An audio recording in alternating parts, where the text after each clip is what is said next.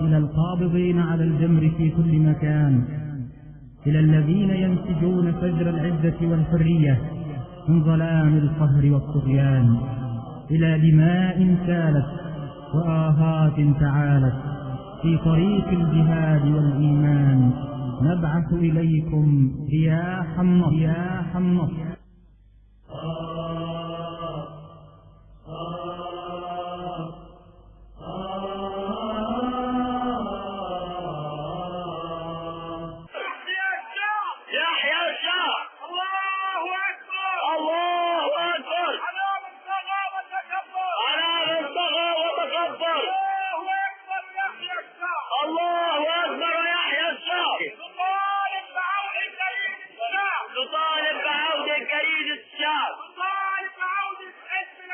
نطالب بعودة حزب العمل، رد الاعتبار وتعظيم الشعب،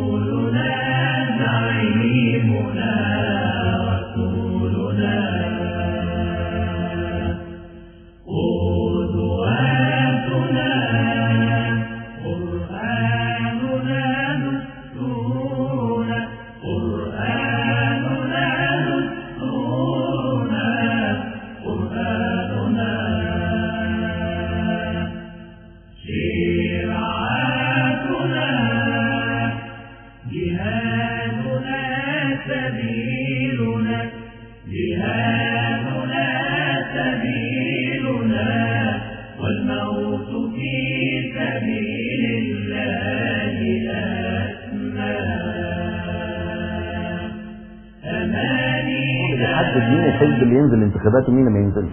يعني انا حزب العمل مجمد، ما اقدرش انا، هو مين اللي مجمدني؟ هو اللي مجمدني. امين عام الحزب الوطني اللي هو صفوت شريف ولجنته هي مجمده حزب، فانا ما اقدرش انا او اي حد من حزب العمل ينزل الانتخابات الرئاسيه، فهو بيحدد مين اللي ينزل ومين اللي ما ينزلش. الحزب الذي يغضب عليه بيجمده فلا يصبح لا حق له في الترشيح للرئاسه.